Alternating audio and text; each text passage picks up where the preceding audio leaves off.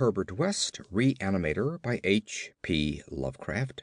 Recording by Phil Chenevert. Part 1. From the Dark. Of Herbert West, who was my friend in college and in afterlife, I can speak only with extreme terror. This terror is not due altogether to the sinister manner of his recent disappearance, but was engendered by the whole nature of his life work, and first gained its acute form more than 17 years ago, when we were in the third year of our course at the Miskatonic University Medical School in Arkham. While he was with me, the wonder and diabolism of his experiments fascinated me utterly, and I was his closest companion. Now that he is gone and the spell is broken, the actual fear is greater. Memories and possibilities are ever more hideous than realities. The first horrible incident of our acquaintance was the greatest shock I ever experienced, and it is only with reluctance that I repeat it. As I have said, it happened when we were in the medical school, where West had already made himself notorious through his wild theories on the nature of death and the possibilities of overcoming it artificially. His views, which were widely ridiculed by the faculty and by his fellow students, hinged on the essentially mechanistic nature of life, and concerned means of operating the organic machinery of mankind by calculated chemical action after the failure of natural processes. In his experiments with various animating solutions, he had killed and treated immense numbers of rabbits, guinea pigs, cats, dogs, and monkeys, till he had become the prime nuisance of the college. Several times he had actually obtained signs of life in animals supposedly dead, in many cases violent signs, but he soon saw that the perfection of his process, if indeed possible, would necessarily involve a lifetime of research. It likewise became clear that, since the same solution never worked alike on different organic species, he would require human subjects for further and more specialized progress.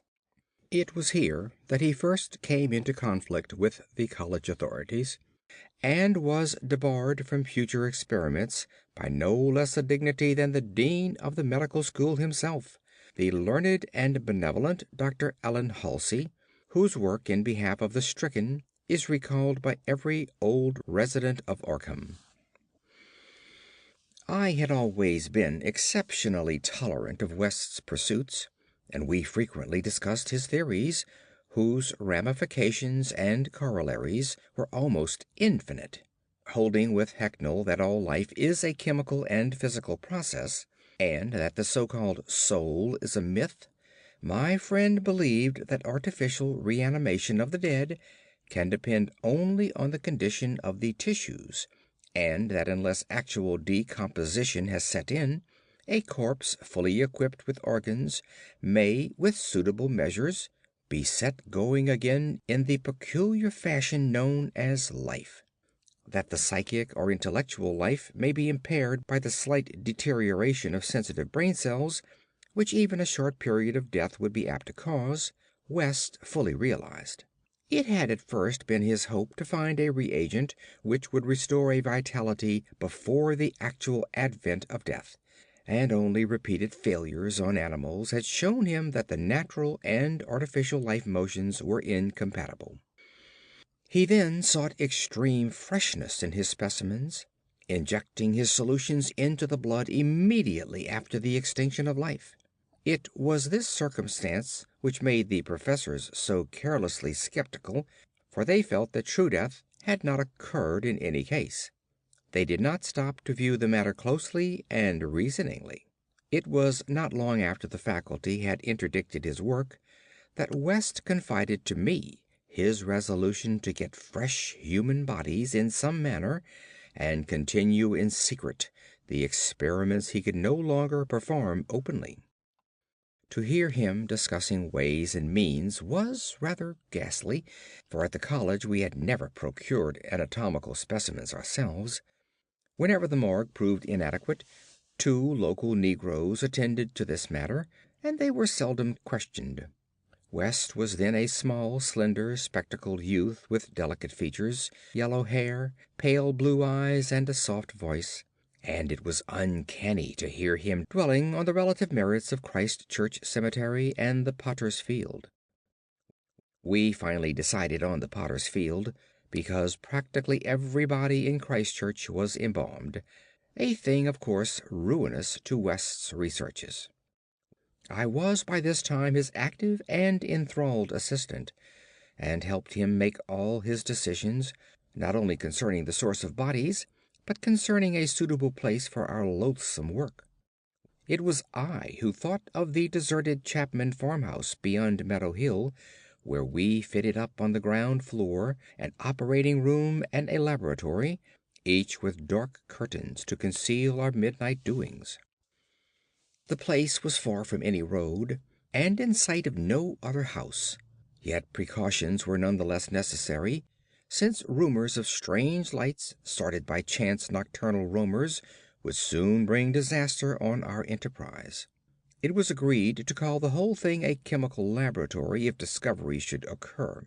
Gradually, we equipped our sinister haunt of science with materials either purchased in Boston or quietly borrowed from the college, materials carefully made unrecognizable save to expert eyes, and provided spades and picks for the many burials we should have to make in the cellar.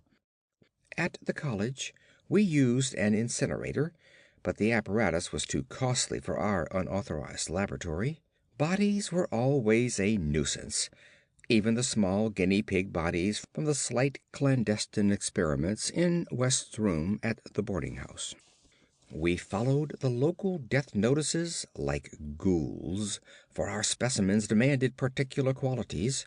What we wanted were corpses interred soon after death and without artificial preservation, preferably free from malforming disease and certainly with all organs present. Accident victims were our best hope. Not for many weeks did we hear of anything suitable, though we talked with morgue and hospital authorities, ostensibly in the college interest, as often as we could, without exciting suspicion. We found that the college had first choice in every case, so that it might be necessary to remain in Arkham during the summer, when only the limited summer school classes were held. In the end, though, luck favored us, for one day we heard of an almost ideal case in the Potter's Field. A brawny young workman drowned only morning before in Summer's Pond and buried at the town's expense without delay or embalming. That afternoon we found the new grave, and determined to begin work soon after midnight. It was a repulsive task that we undertook in the black small hours, even though we lacked at that time the special horror of graveyards which later experiences brought to us. We carried spades and oil dark lanterns, for although electric torches were then manufactured, they were not as satisfactory as the tungsten contrivances of today. The process of unearthing was slow and sordid.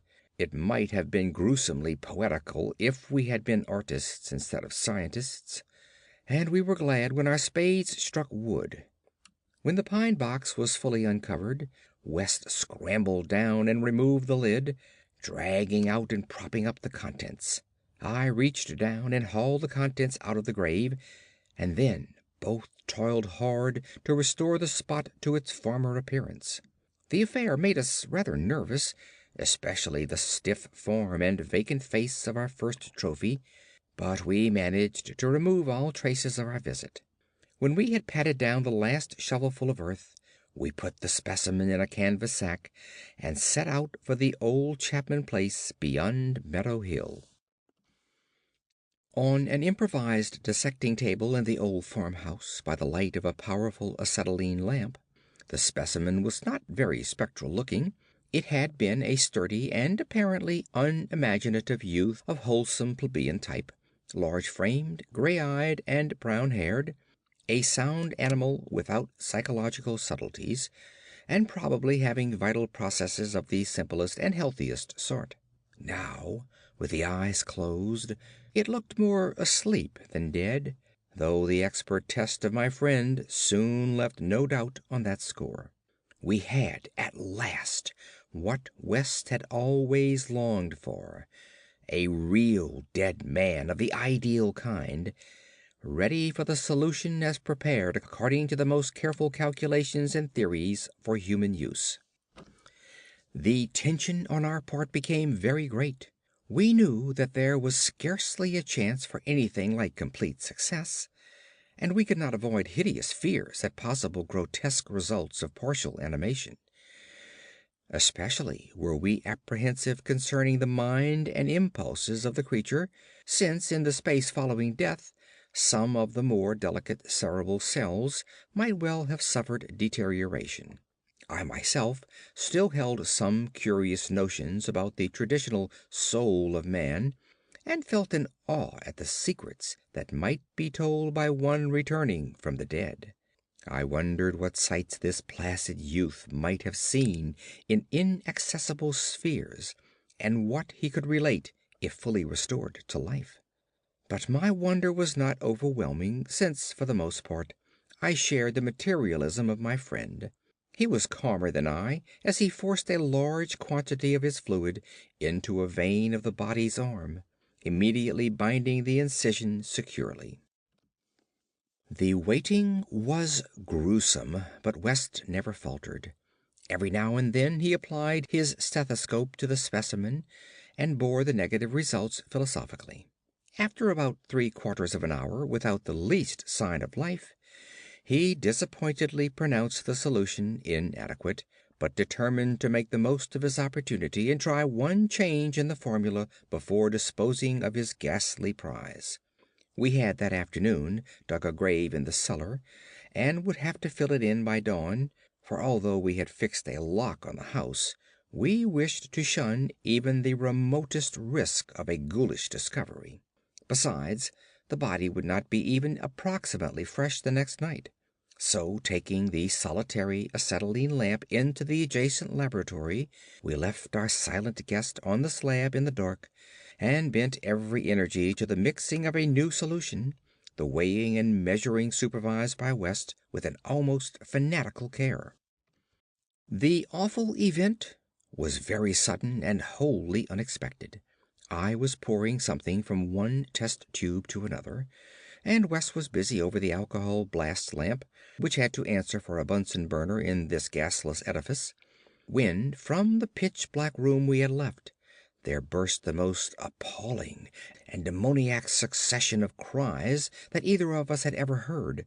Not more unutterable could have been the chaos of hellish sound if the pit itself had opened to release the agony of the damned, for in one inconceivable cacophony was centered all the supernal terror and unnatural despair of animate nature.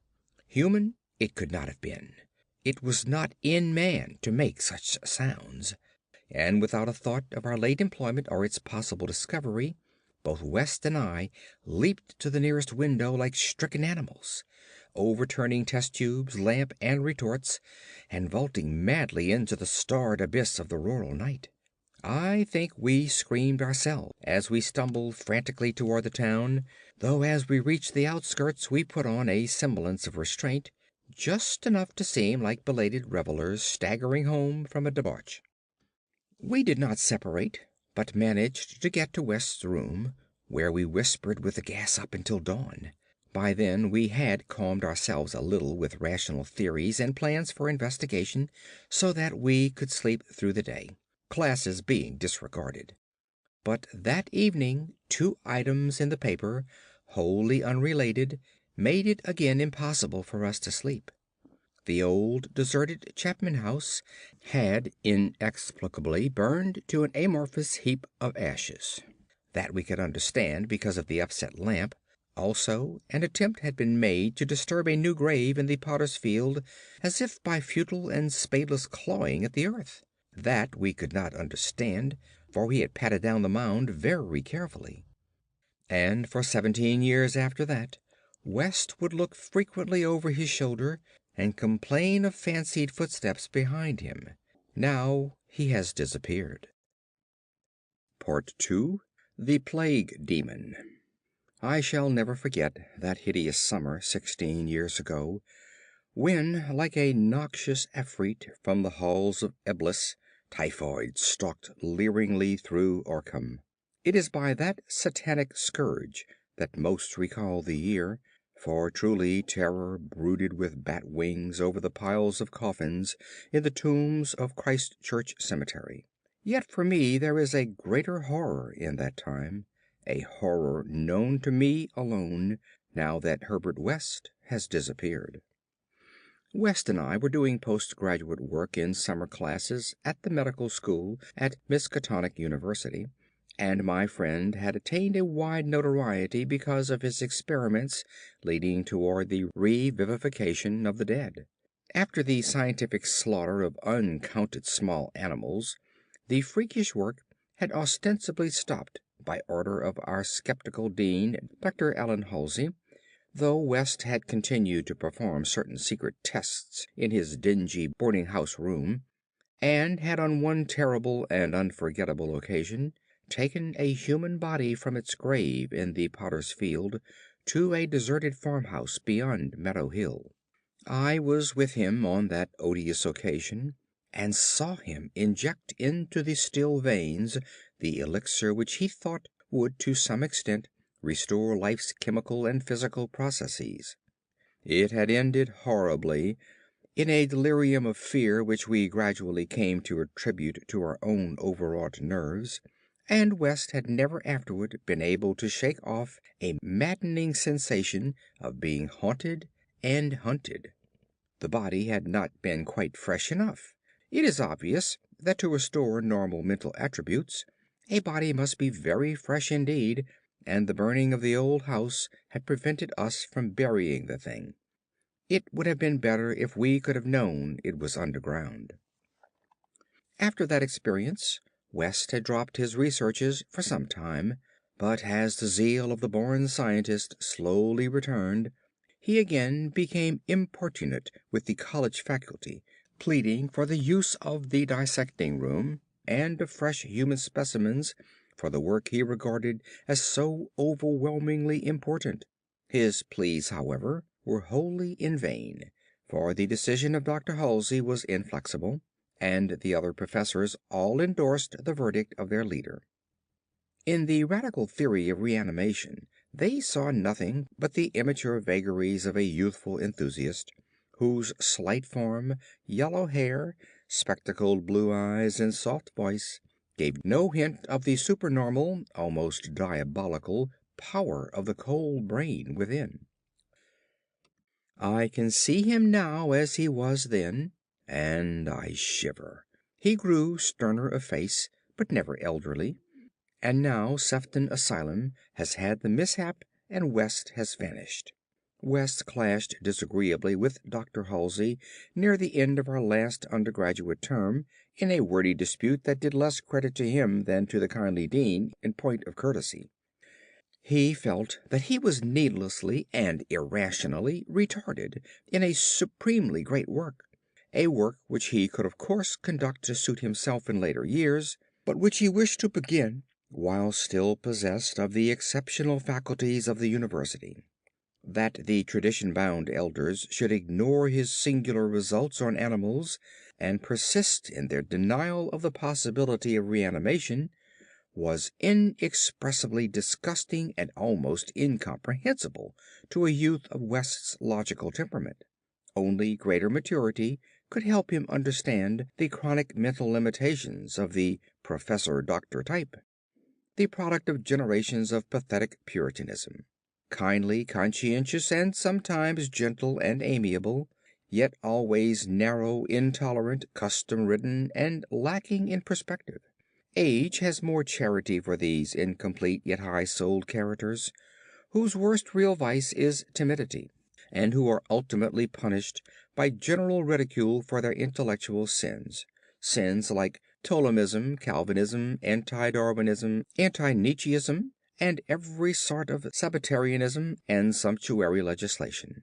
West, young despite his marvelous scientific acquirements, had scant patience with good Dr. Halsey and his erudite colleagues, and nursed an increasing resentment coupled with a desire to prove his theories to these obtuse worthies in some striking and dramatic fashion.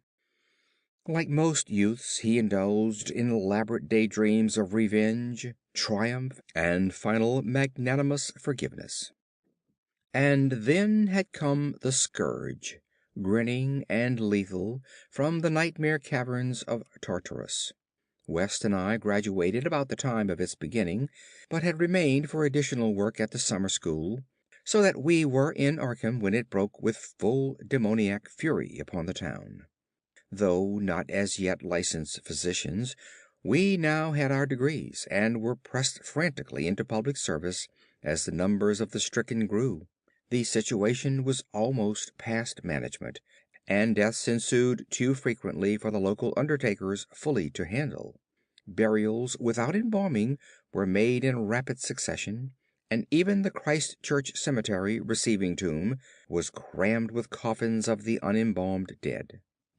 The circumstance was not without effect on West, who thought often of the irony of the situation: so many fresh specimens, yet none for his persecuted researches. We were frightfully overworked, and the terrific mental and nervous strain made my friend brood morbidly. But West's gentle enemies were no less harassed with prostrating duties. College had all but closed, and every doctor of the medical faculty was helping to fight the typhoid plague. Dr. Halsey, in particular, had distinguished himself in sacrificing service, applying his extreme skill with whole-hearted energy to cases which many others shunned because of danger or apparent hopelessness. Before a month was over, the fearless dean had become a popular hero, though he seemed unconscious of his fame as he struggled to keep from collapsing with physical fatigue and nervous exhaustion. West could not withhold admiration of the fortitude of his foe, but because of this was even more determined to prove to him the truth of his amazing doctrines. Taking advantage of the disorganization of both college work and municipal health regulations, he managed to get a recently deceased body smuggled into the university dissecting room one night, and in my presence injected a new modification of his solution. The thing actually opened its eyes, but only stared at the ceiling with a look of soul-petrifying horror before collapsing into an inertness from which nothing could rouse it. West said it was not fresh enough. The hot summer air does not favor corpses. That time we were almost caught before we incinerated the thing, and West doubted the advisability of repeating his daring misuse of the college laboratory. The peak of the epidemic was reached in August. West and I were almost dead, and Dr. Halsey did die on the 14th. The students all attended the hasty funeral on the 15th, and brought an impressive wreath, though the latter was quite overshadowed by the tributes sent by wealthy Arkham citizens and by the municipality itself. It was almost a public affair, for the dean had surely been a public benefactor. After the entombment we were all somewhat depressed, and spent the afternoon at the bar of the Commercial House, where West, though shaken by the death of his chief opponent, chilled the rest of us with references to his notorious theories. Most of the students went home or to various duties as the evening advanced, but West persuaded me to aid him in making a night of it. West's landlady saw us arrive at his room about 2 in the morning, with a third man between us, and told her husband that we had all evidently dined and wined rather well. Apparently this acidulous matron was right, for about 3 a.m. the whole house was aroused by cries coming from West's room, where, when they broke down the door, they found the two of us unconscious on the blood-stained carpet, beaten, scratched, and mauled, and with the broken remnants of West's bottles and instruments around us. Only an open window told what had become of our assailant, and many wondered how he himself had fared after the terrific leap from the second story to the lawn which he must have made. There were some strange garments in the room, but West, upon regaining consciousness, said they did not belong to the stranger, but were specimens collected for bacteriological analysis in the course of investigations on the transmission of germ diseases. He ordered them burnt as soon as possible in the capacious fireplace. To the police we both declared ignorance of our late companion's identity. He was, West nervously said, a congenial stranger whom we had met at some downtown bar of uncertain location. We had all been rather jovial, and West and I did not wish to have our pugnacious companion hunted down. That same night saw the beginning of the second Arkham horror, the horror that to me eclipsed the plague itself. Christ Church Cemetery was the scene of a terrible killing, a watchman having been clawed to death in a manner not only too hideous for description, but raising a doubt as to the human agency of the deed. The victim had been seen alive considerably after midnight. The dawn revealed the unutterable thing. The manager of a circus at the neighboring town of Bolton was questioned, but he swore that no beast had at any time escaped from its cage. Those who found the body noted a trail of blood leading to the receiving tomb, where a small pool of red lay on the concrete just outside the gate. A fainter trail led away toward the woods, but it soon gave out. The next night devils danced on the roofs of Arkham, and unnatural madness howled in the wind. Through the fevered town had crept a curse which some said was greater than the plague, and which some whispered was the embodied demon soul of the plague itself. 8 houses were entered by a nameless thing, which strewed red death in its wake. In all, 17 maimed and shapeless remnants of bodies were left behind by the voiceless, sadistic monster that crept abroad. A few persons had half seen it in the dark, and said that it was white and like a malformed ape or anthropomorphic fiend. It had not left behind quite all that it had attacked, for sometimes it had been hungry. The number it had killed was 14. 3 of the bodies had been in stricken homes and had not been alive. On the 3rd night, frantic bands of searchers, led by the police, captured it in a house on Crane Street near the Miskatonic campus. They had organized the quest with care, keeping in touch by means of volunteer telephone stations, and when someone in the college district had reported hearing a scratching at a shuttered window, the net was quickly spread. On account of the general alarm and precautions, there were only 2 more victims, and the capture was effected without major casualties. The thing was finally stopped by a bullet, though not a fatal one, and was rushed to the local hospital amidst universal excitement and loathing. For it had been a man. This much was clear, despite the nauseous eyes, the voiceless simianism, and the demonic savagery. They dressed its wounds and carted it to the asylum at Sefton, where it beat its head against the walls of a padded cell for 16 years, until the recent mishap, when it escaped under circumstances that few like to mention. What had most disgusted the searchers of Arkham was the thing they noticed when the monster's face was cleaned: the mocking, unbelievable resemblance to a learned and self-sacrificing martyr who had been entombed but 3 days before. The late Dr. Allen Halsey, public benefactor and dean of the medical school of Miskatonic University. To the vanished Herbert West and to me, the disgust and horror were supreme. I shudder tonight as I think of it, shudder even more than I did that morning when West muttered through his bandages, "Damn it, it wasn't quite fresh enough." Part 3. 6 Shots by Moonlight.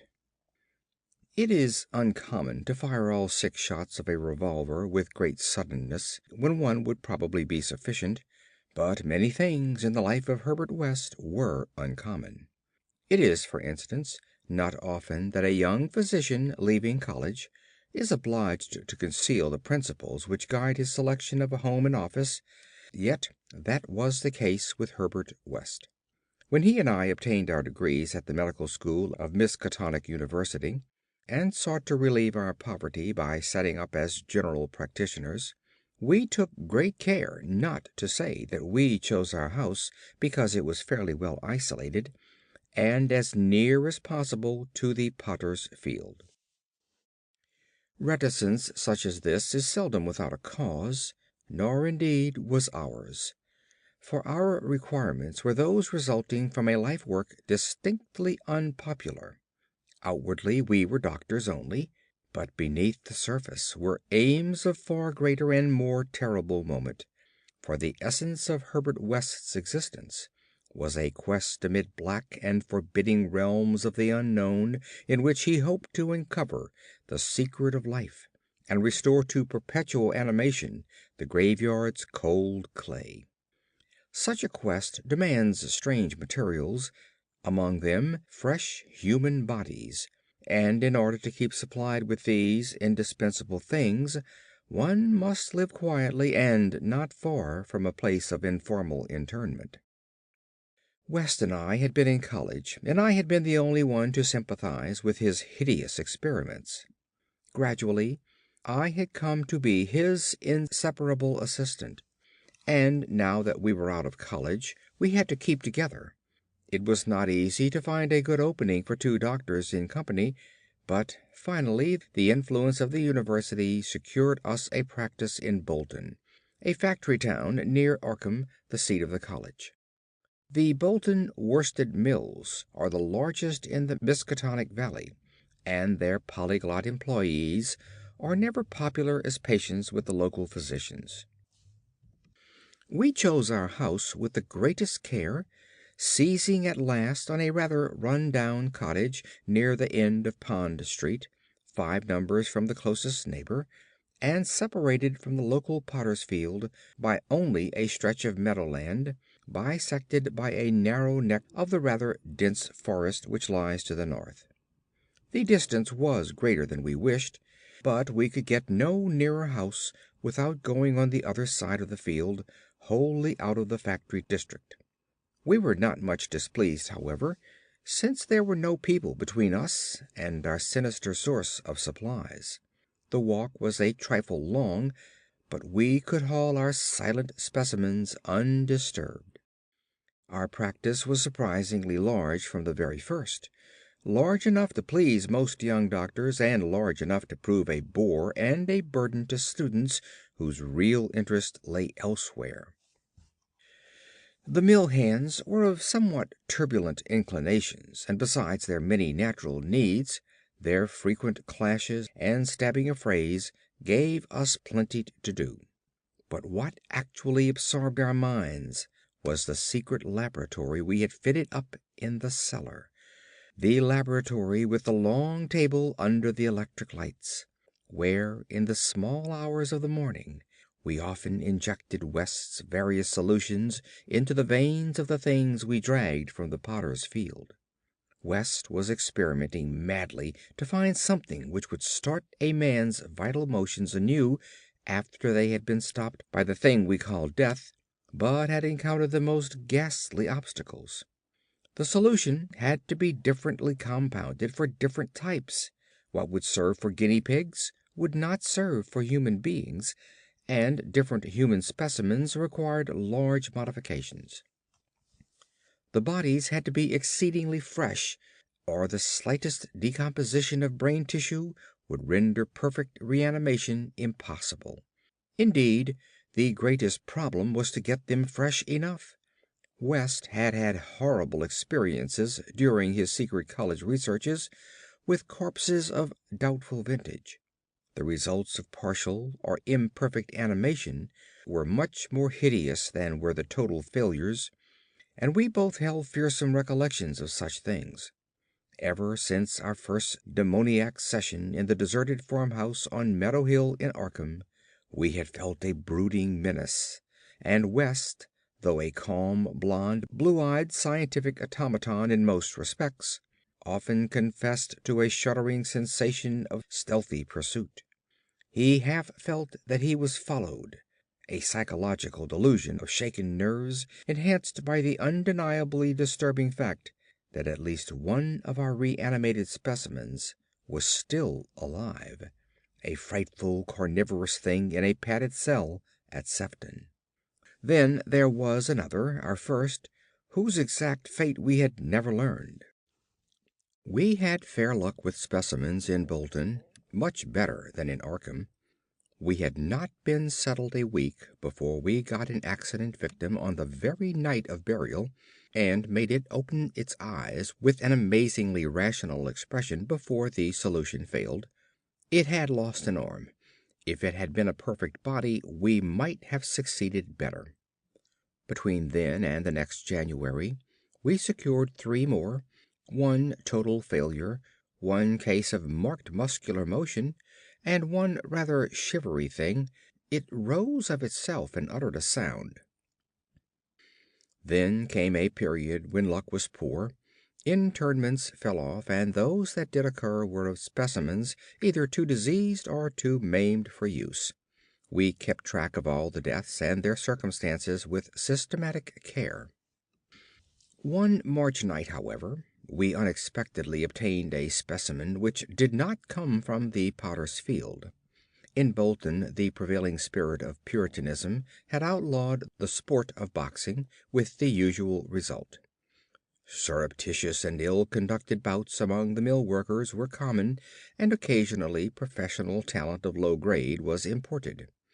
This late winter night there had been such a match, evidently with disastrous results, since 2 timorous Poles had come to us with incoherently whispered entreaties to attend to a very secret and desperate case. We followed them to an abandoned barn, where the remnants of a crowd of frightened foreigners were watching a silent black form on the floor. The match had been between Kid O'Brien, a lubberly and now quaking youth with a most un-Hibernian hooked nose, and Buck Robinson, the Harlem Smoke. The Negro had been knocked out, and a moment's examination showed us that he would permanently remain so. He was a loathsome, gorilla-like thing, with abnormally long arms which I could not help calling forelegs, and a face that conjured up thoughts of unspeakable Congo secrets and tom-tom poundings under an eerie moon. The body must have looked even worse in life, but the world holds many ugly things. Fear was upon the whole pitiful crowd, for they did not know what the law would exact of them if the affair were not hushed up, and they were grateful when West, in spite of my involuntary shudders, offered to get rid of the thing quietly, for a purpose I knew only too well.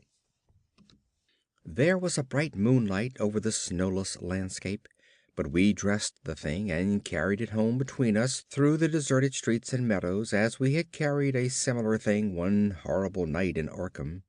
We approached the house from the field in the rear, took the specimen in the back door and down the cellar stairs, and prepared it for the usual experiment.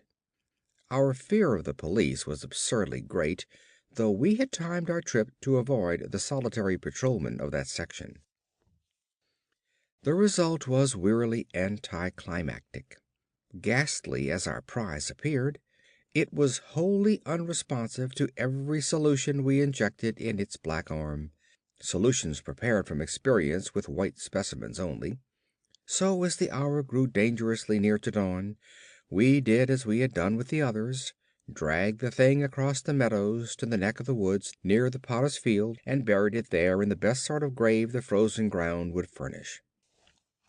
The grave was not very deep, but fully as good as that of the previous specimen, the thing which had risen of itself and uttered a sound. In the light of our dark lanterns, we carefully covered it with leaves and dead vines, fairly certain that the police would never find it in a forest so dim and dense. The next day I was increasingly apprehensive about the police, for a patient brought rumors of a suspected fight and death. West had still another source of worry, for he had been called in the afternoon to a case which ended very threateningly. An Italian woman had become hysterical over her missing child, a lad of 5, who had strayed off early in the morning and failed to appear for dinner, and had developed symptoms highly alarming in view of an always weak heart. It was a very foolish hysteria, for the boy had often run away before, but Italian peasants are exceedingly superstitious, and this woman seemed as much harassed by omens as by facts. About 7 o'clock in the evening she had died, and her frantic husband had made a frightful scene in his efforts to kill West, whom he wildly blamed for not saving her life. Friends had held him when he drew a stiletto, but West departed amidst his inhuman shrieks, curses, and oaths of vengeance. In his latest affliction the fellow seemed to have forgotten his child, who was still missing as the night advanced. There was some talk of searching the woods, but most of the family's friends were busy with the dead woman and the screaming man. Altogether, the nervous strain upon West must have been tremendous. Thoughts of the police and of the mad Italian both weighed heavily. We retired about 11, but I did not sleep well. Bolton had a surprisingly good police force for so small a town, and I could not help fearing the mess which would ensue if the affair of the night before were ever tracked down. It might mean the end of all our local work, and perhaps prison for both West and me. I did not like those rumors of a fight which were floating about. After the clock had struck 3, the moon shone in my eyes, but I turned over without rising to pull down the shade. Then came a steady rattling at the back door. I lay still and somewhat dazed, but before long heard West's rap on my door. He was clad in dressing gown and slippers, and had in his hands a revolver and an electric flashlight. From the revolver I knew that he was thinking more of the crazed Italian than of the police. "We'd better both go," he whispered. "It wouldn't do not to answer it anyway, and it may be a patient. It would be like one of those folks to try the back door." So we both went down the stairs on tiptoe, with a fear partly justified and partly that which comes only from the soul of the weird small hours. The rattling continued, growing somewhat louder. When we reached the door, I cautiously unbolted it and threw it open, and as the moon streamed revealingly down on the form silhouetted there, West did a peculiar thing.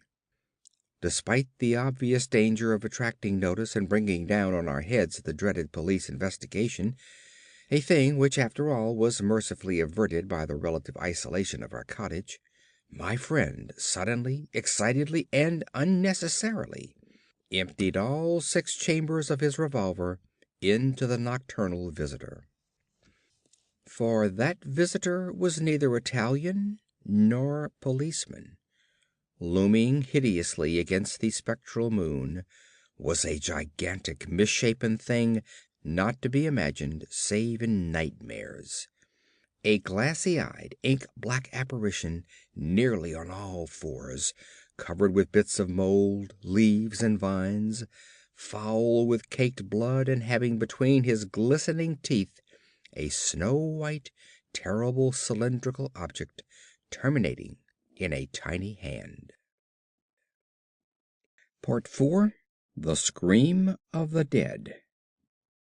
The scream of a dead man gave to me that acute and added horror of Dr. Herbert West which harassed the latter years of our companionship. It is natural that such a thing as a dead man's scream should give horror, for it is obviously not a pleasing or ordinary occurrence. But I was used to similar experiences, hence suffered on this occasion only because of a particular circumstance, and as I have implied, it was not of the dead man himself that I became afraid. Herbert West, whose associate and assistant I was, possessed scientific interests far beyond the usual routine of a village physician. That was why, when establishing his practice in Bolton, he had chosen an isolated house near the potter's field. Briefly and brutally stated, West's sole absorbing interest was a secret study of the phenomena of life and its cessation, leading toward the reanimation of the dead through injections of an excitant solution. For this ghastly experimenting it was necessary to have a constant supply of very fresh human bodies, very fresh because even the least decay hopelessly damaged the brain structure, and human because we found that the solution had to be compounded differently for different types of organisms. Scores of rabbits and guinea pigs had been killed and treated, but their trail was a blind one. West had never fully succeeded because he had never been able to secure a corpse sufficiently fresh. What he wanted were bodies from which vitality had only just departed, bodies with every cell intact and capable of receiving again the impulse toward that mode of motion called life. There was hope that this second and artificial life might be made perpetual by repetitions of the injection, but we had learned that an ordinary natural life would not respond to the action. To establish the artificial motion, natural life must be extinct. The specimens must be very fresh but genuinely dead. The awesome quest had begun when West and I were students at the Miskatonic University Medical School in Arkham, vividly conscious, for the first time, of the thoroughly mechanical nature of life. That was 7 years before, but West looked scarcely a day older now. He was small, blond, clean-shaven, soft-voiced, and spectacled, with only an occasional flash of a cold blue eye to tell of the hardening and growing fanaticism of his character under the pressure of his terrible investigations. Our experiences had often been hideous in the extreme. The results of defective reanimation, when lumps of graveyard clay had been galvanized into morbid, unnatural, and brainless motion by various modifications of the vital solution. One thing had uttered a nerve-shattering scream. Another had risen violently, beaten us both to unconsciousness, and run amok in a shocking way before it could be placed behind asylum bars. Still another, a loathsome African monstrosity, had clawed out of its shallow grave and done a deed. West had had to shoot that object. We could not get bodies fresh enough to show any trace of reason when reanimated, so had perforce created nameless horrors. It was disturbing to think that one, perhaps two, of our monsters still lived. That thought haunted us shadowingly till finally West disappeared under frightful circumstances. But at the time of the scream in the cellar laboratory of the isolated Bolton cottage, our fears were subordinate to our anxiety for extremely fresh specimens. West was more avid than I, so that it almost seemed to me that he looked half covetously at any very healthy living physique. It was in July 1910 that the bad luck regarding specimens began to turn. I had been on a long visit to my parents in Illinois, and upon my return found West in a state of singular elation.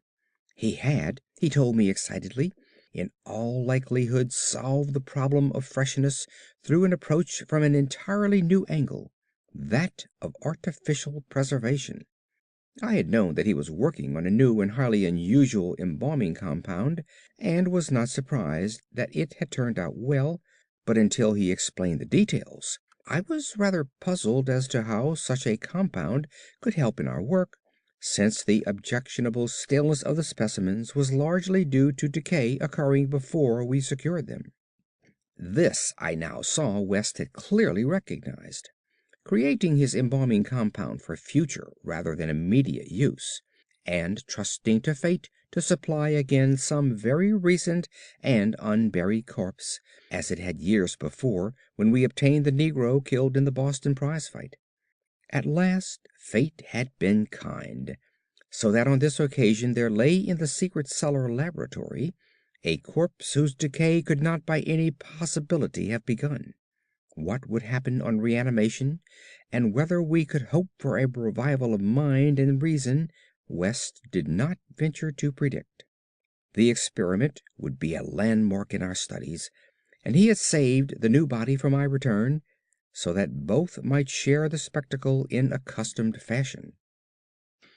West told me how he had obtained the specimen. It had been a vigorous man, a well-dressed stranger just off the train on his way to transact some business with the Bolton worsted mills. The walk through the town had been long, and by the time the traveler paused at our cottage to ask the way to the factories, his heart had become greatly overtaxed. He had refused a stimulant, and had suddenly dropped dead only a moment later. The body, as might be expected, seemed to West a heaven-sent gift. In his brief conversation the stranger had made it clear that he was unknown in Bolton, and a search of his pockets subsequently revealed him to be one Robert Levitt of St. Louis, apparently without a family to make instant inquiries about his disappearance. If this man could not be restored to life, no one would know of our experiment. We buried our materials in a dense strip of woods between the house and the potter's field. If, on the other hand, he could be restored, our fame would be brilliantly and perpetually established.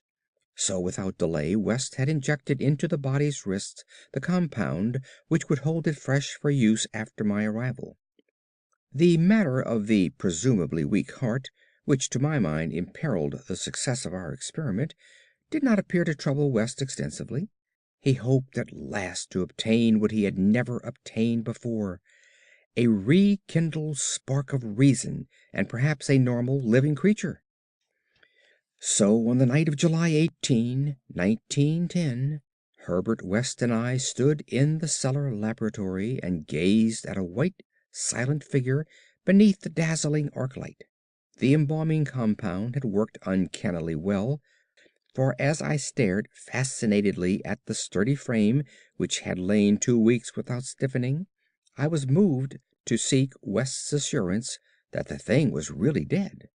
This assurance he gave readily enough, reminding me that the reanimating solution was never used without careful tests as to life, since it could have no effect if any of the original vitality were present. As West proceeded to take preliminary steps, I was impressed by the vast intricacy of the new experiment, an intricacy so vast that he could trust no hand less delicate than his own. Forbidding me to touch the body, he first injected a drug in the wrist just beside the place his needle had punctured when injecting the embalming compound. This, he said, was to neutralize the compound and release the system to a normal relaxation, so that the reanimating solution might freely work when injected. Slightly later, when a change and a gentle tremor seemed to affect the dead limbs, West stuffed a pillow-like object violently over the twitching face, not withdrawing it until the corpse appeared quiet and ready for our attempt at reanimation. The pale enthusiast now applied some last perfunctory tests for absolute lifelessness, withdrew satisfied, and finally injected into the left arm an accurately measured amount of the vital elixir, prepared during the afternoon with a greater care than we had used since college days, when our feet were new and groping. I cannot express the wild, breathless suspense with which we waited for results on this first really fresh specimen, the first we could reasonably expect to open its lips in rational speech, perhaps to tell us of what it had seen beyond the unfathomable abyss. West was a materialist, believing in no soul and attributing all the working of consciousness to bodily phenomena. Consequently, he looked for no revelation of hideous secrets from gulfs and caverns beyond death's barrier. I did not wholly disagree with him theoretically, yet held vague, instinctive remnants of the primitive faith of my forefathers, so that I could not help eyeing the corpse with a certain amount of awe and terrible expectation. Besides, I could not extract from my memory that hideous inhuman shriek we heard on the night we tried our first experiment in the deserted farmhouse at Arkham. Very little time had elapsed before I saw the attempt was not to be a total failure. A touch of color came to cheeks hitherto chalk white, and spread out under the curiously ample stubble of sandy beard. West, who had his hand on the pulse of the left wrist, suddenly nodded significantly, and almost simultaneously a mist appeared on the mirror inclined above the body's mouth. There followed a few spasmodic muscular motions, and then an audible breathing and visible motion of the chest. I looked at the closed eyelids, and thought I detected a quivering. Then the lids opened, showing eyes which were gray, calm, and alive, but still unintelligent and not even curious. In a moment of fantastic whim, I whispered questions to the reddening ears, questions of other worlds of which the memory might still be present. Subsequent terror drove them from my mind, but I think the last one which I repeated was, "Where have you been?" I do not yet know whether I was answered or not, for no sound came from the well-shaped mouth. But I do know that at that moment I firmly thought the thin lips moved silently, forming syllables which I would have vocalized as "only now," if that phrase had possessed any sense or relevancy. At that moment, as I say, I was elated with the conviction that the one great goal had been attained, and that, for the first time, a reanimated corpse had uttered distinct words impelled by actual reason. In the next moment there was no doubt about the triumph, no doubt that the solution had truly accomplished, at least temporarily, its full mission of restoring rational and articulate life to the dead. But in that triumph there came to me the greatest of all horrors. Not horror of the thing that spoke, but of the deed that I had witnessed, and of the man with whom my professional fortunes were joined. For that very fresh body, at last writhing into full and terrifying consciousness, with eyes dilated at the memory of its last scene on earth, threw out its frantic hands in a life and death struggle with the air, and suddenly collapsed into a second and final dissolution from which there could be no return, screamed out the cry that will ring eternally in my aching brain: "Help! Keep off, you cursed little tow-headed fiend! Keep that damned needle away from me!" Part 5. The Horror from the Shadows. Many men have related hideous things, not mentioned in print, which happened on the battlefields of the Great War. Some of these things have made me faint, others have convulsed me with devastating nausea, while still others have made me tremble and look behind me in the dark. Yet, despite the worst of them, I believe I can myself relate the most hideous thing of all, the shocking, the unnatural, the unbelievable horror from the shadows. In 1915 I was a physician with the rank of first lieutenant in a Canadian regiment in Flanders, one of many Americans to precede the government itself into the gigantic struggle. I had not entered the army of my own initiative, but rather as a natural result of the enlistment of the man whose indispensable assistant I was, the celebrated Boston surgical specialist, Dr. Herbert West. Dr. West had been avid for a chance to serve as a surgeon in a great war, and when the chance had come, he carried me with him almost against my will. There were reasons why I could have been glad to let the war separate us, reasons why I found the practice of medicine and the companionship of West more and more irritating. But when he had gone to Ottawa and through a colleague's influence secured a medical commission as major, I could not resist the imperious persuasion of one determined that I should accompany him in my usual capacity. When I say that Dr. West was avid to serve in battle, I do not mean to imply that he was either naturally warlike or anxious for the safety of civilization. Always an ice-cold intellectual machine, slight, blond, blue-eyed, and spectacled, I think he secretly sneered at my occasional martial enthusiasms and censures of supine neutrality. There was, however, something he wanted in embattled Flanders, and in order to secure it, had had to assume a military exterior. What he wanted was not a thing which many persons want, but something connected with the peculiar branch of medical science which he had chosen quite clandestinely to follow, and in which he had achieved amazing and occasionally hideous results. It was, in fact, nothing more or less than an abundant supply of freshly killed men in every stage of dismemberment. Herbert West needed fresh bodies because his life work was the reanimation of the dead. This work was not known to the fashionable clientele who had so swiftly built up his fame after his arrival in Boston, but was only too well known to me, who had been his closest friend and sole assistant since the old days in Miskatonic University Medical School at Arkham. It was in those college days that he had begun his terrible experiments, first on small animals, then on human bodies shockingly obtained. There was a solution which he injected into the veins of dead things, and if they were fresh enough, they responded in strange ways. He had had much trouble in discovering the proper formula, for each type of organism was found to need a stimulus especially adapted to it. Terror stalked him when he reflected on his partial failures, nameless things resulting from imperfect solutions or from bodies insufficiently fresh. A certain number of these failures had remained alive.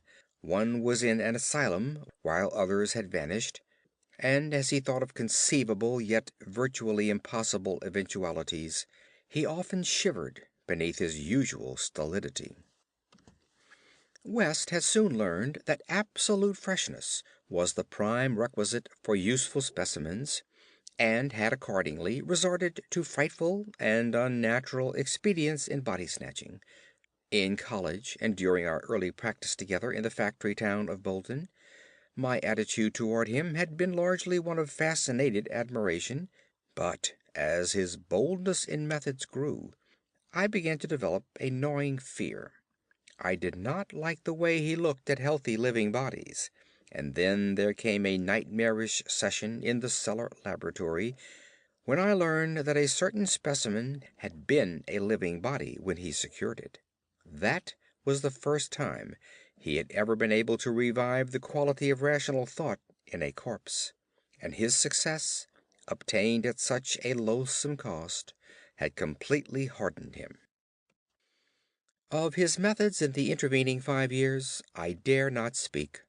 I was held to him by sheer force of fear, and witnessed sights that no human tongue could repeat.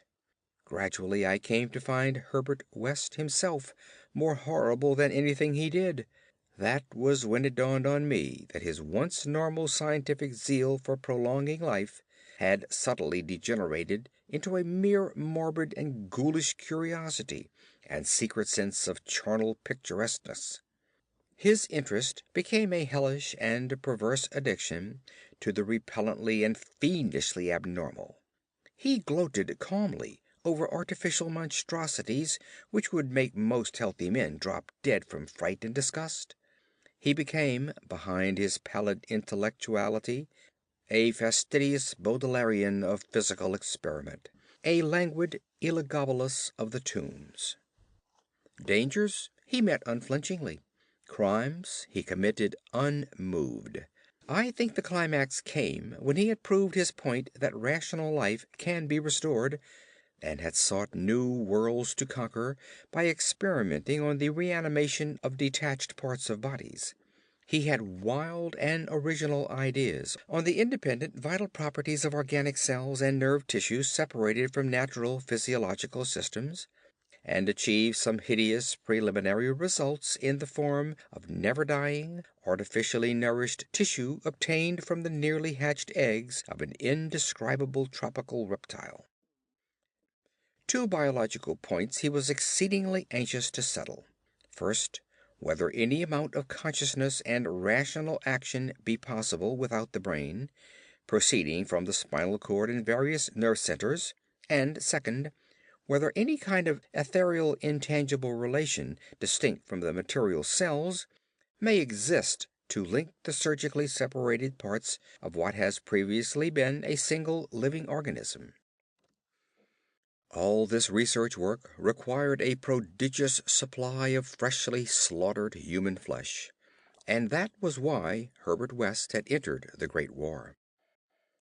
The phantasmal, unmentionable thing occurred one midnight late in March 1915 in a field hospital behind the lines at St. Eloi.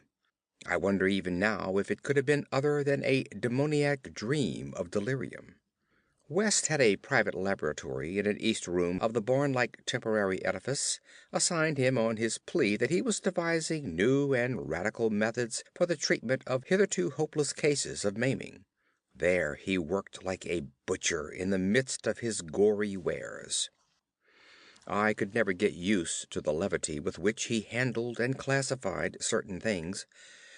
At times he actually did perform marvels of surgery for the soldiers, but his chief delights were of a less public and philanthropic kind, requiring many explanations of sounds which seemed peculiar even amidst that babel of the damned.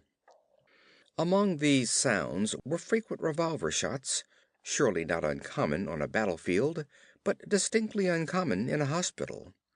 Dr. West's reanimated specimens were not meant for long existence or a large audience.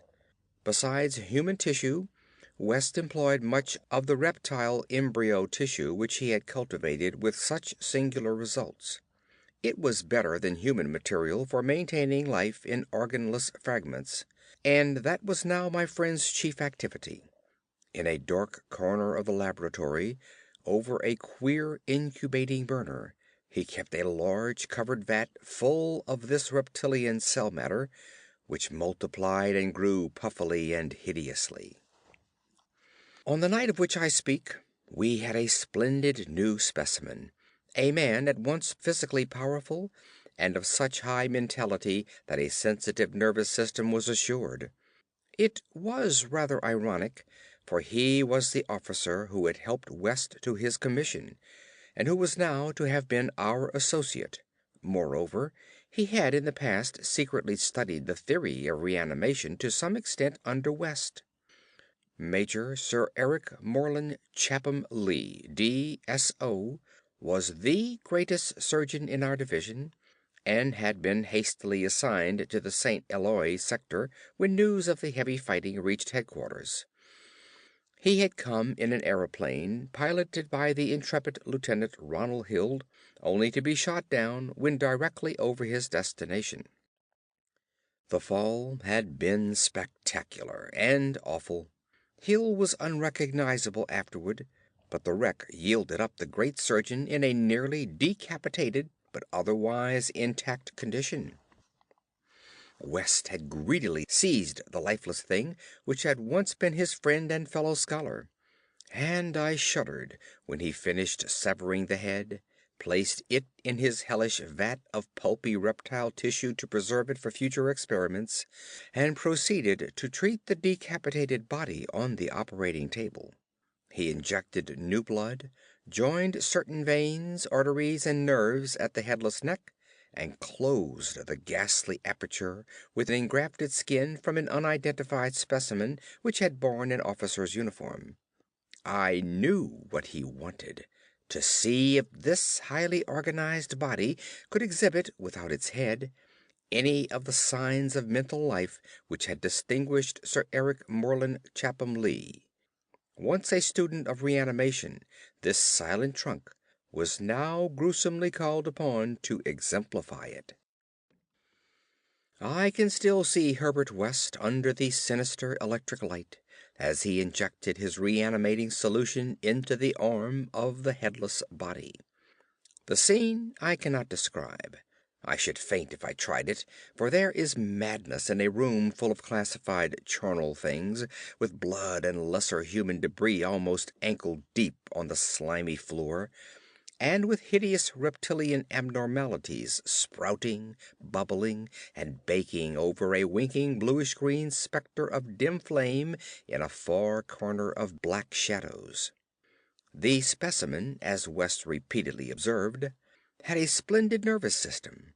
Much was expected of it, and as a few twitching motions began to appear, I could see the feverish interest on West's face. He was ready, I think, to see proof of his increasingly strong opinion that consciousness, reason, and personality can exist independently of the brain. That man has no central connective spirit, but is merely a machine of nervous matter, each section more or less complete in itself. In one triumphant demonstration, West was about to relegate the mystery of life to the category of myth.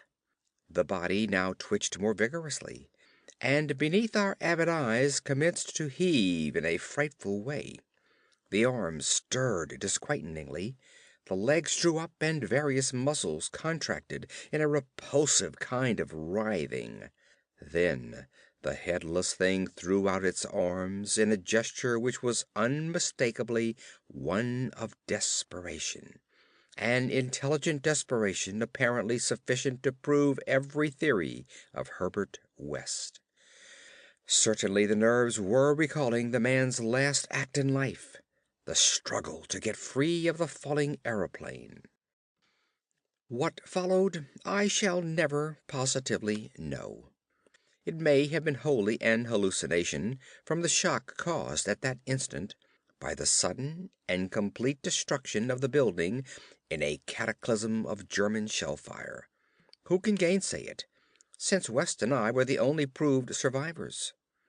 West liked to think that, before his recent disappearance, but there were times when he could not, for it was queer that we both had the same hallucination. The hideous occurrence itself was very simple, notable only for what it implied. The body on the table had risen with a blind and terrible groping, and we had heard a sound.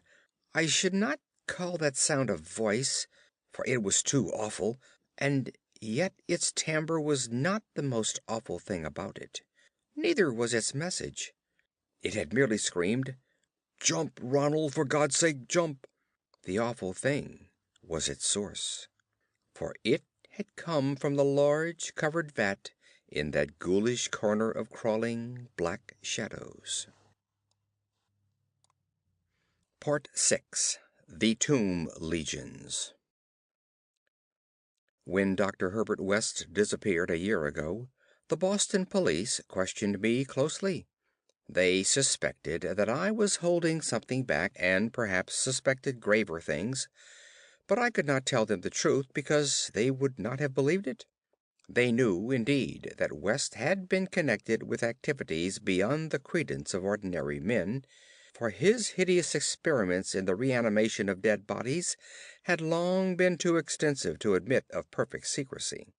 But the final, soul-shattering catastrophe held elements of demoniac fantasy, which made even me doubt the reality of what I saw.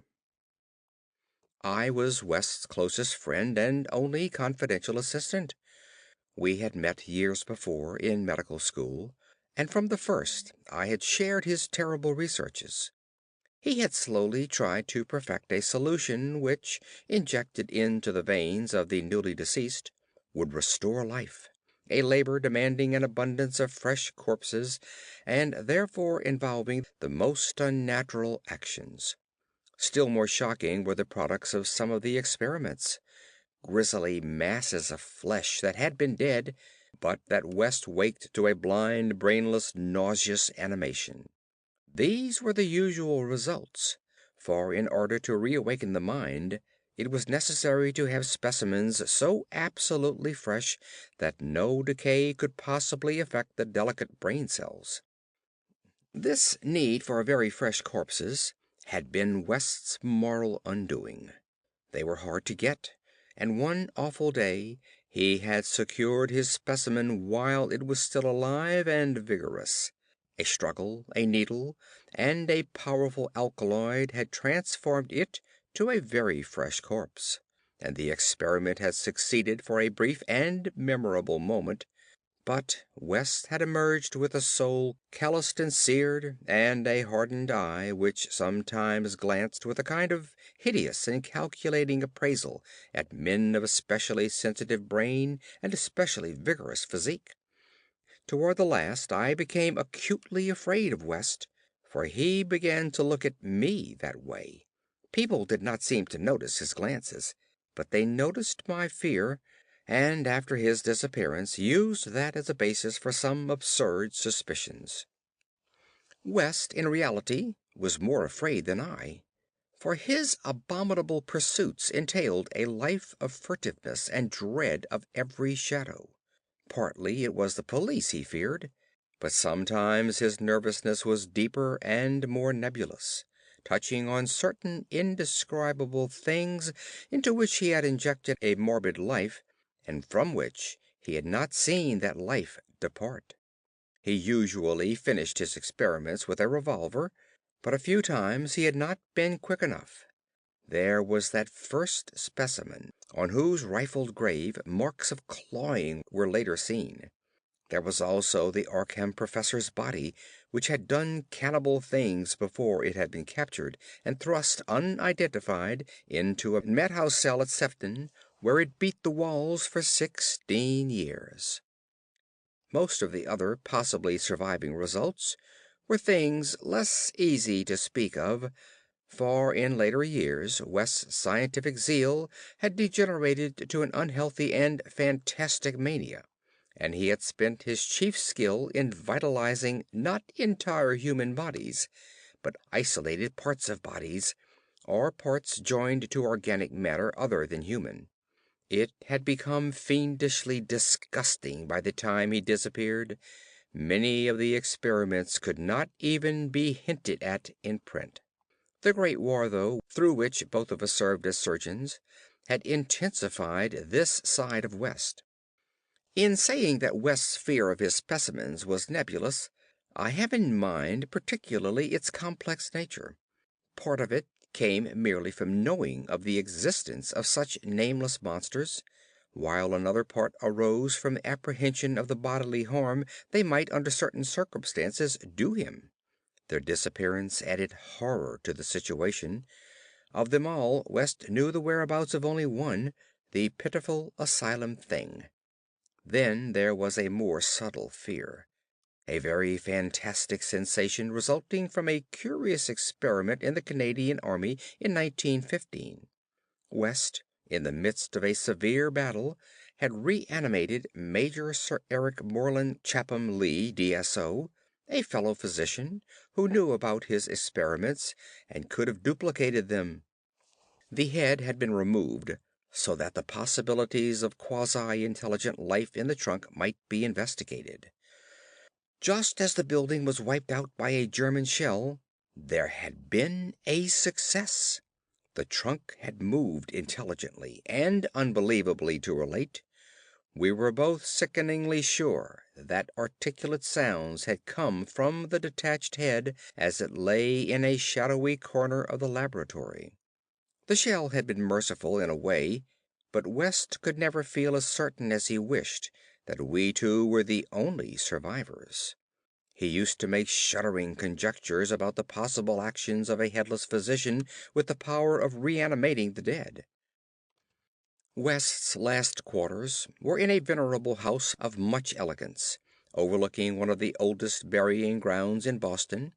He had chosen the place for purely symbolic and fantastically aesthetic reasons, since most of the interments were of the colonial period, and therefore of little use to a scientist seeking very fresh bodies.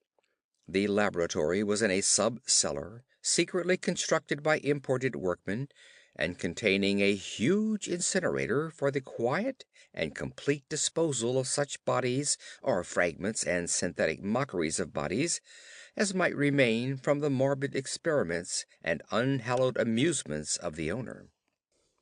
During the excavation of this cellar, the workmen had struck some exceedingly ancient masonry, undoubtedly connected with the old burying ground, yet far too deep to correspond with any known sepulchre therein. After a number of calculations, West decided that it represented some secret chamber beneath the tomb of the Averils, where the last interment had been made in 1768. I was with him when he studied the nitrous-dripping walls laid bare by the spades and mattocks of the men, and was prepared for the gruesome thrill which would attend the uncovering of centuried grave secrets.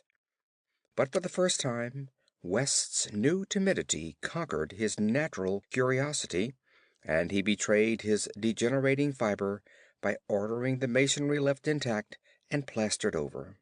Thus it remained till that final hellish night part of the walls of the secret laboratory. I speak of West's decadence, but must add that it was a purely mental and intangible thing.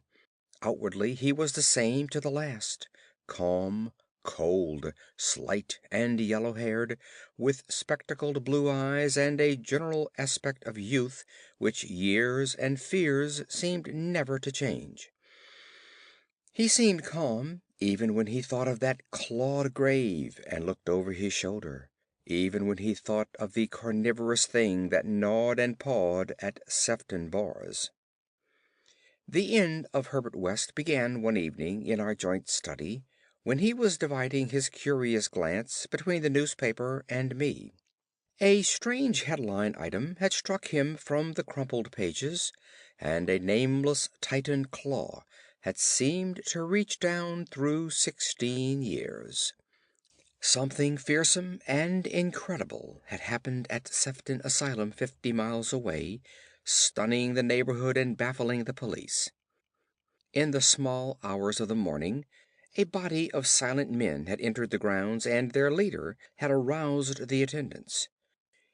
He was a menacing military figure who talked without moving his lips, and whose voice seemed almost ventriloquy connected with an immense black case he carried.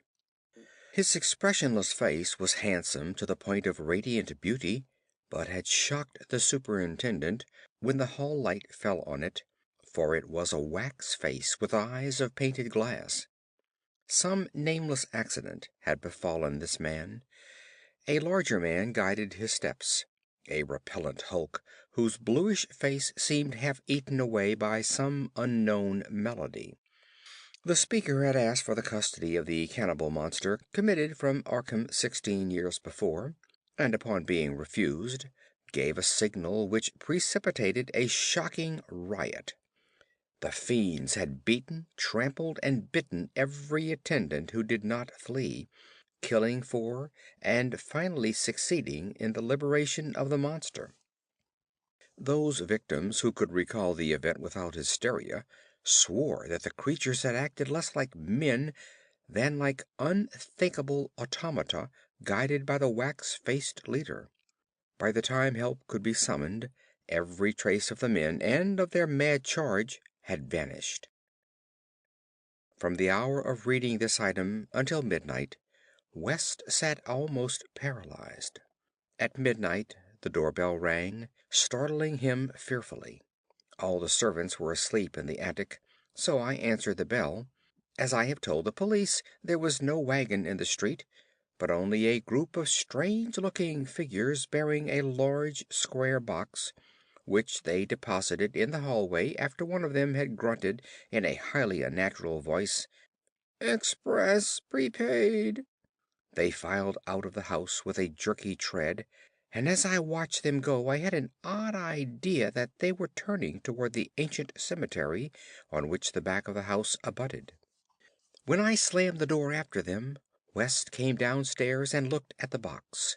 It was about 2 feet square, and bore West's correct name and present address.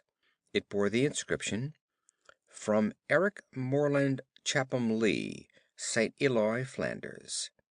6 years before, in Flanders, a shelled hospital had fallen upon the headless reanimated trunk of Dr. Chapham Lee, and upon the detached head, which perhaps had uttered articulate sounds. West was not even excited now. His condition was more ghastly. Quickly he said, "It's the finish, but let's incinerate this." We carried the thing down to the laboratory, listening. I do not remember many particulars. You can imagine my state of mind. But it is a vicious lie to say it was Herbert West's body which I put into the incinerator. We both inserted the whole unopened wooden box, closed the door, and started the electricity. Nor did any sound come from the box after all. It was West who first noticed the falling plaster on that part of the wall where the ancient tomb masonry had been covered up. I was going to run, but he stopped me. Then I saw a small black aperture, felt a ghoulish wind of ice, and smelled the charnel bowels of a putrescent earth.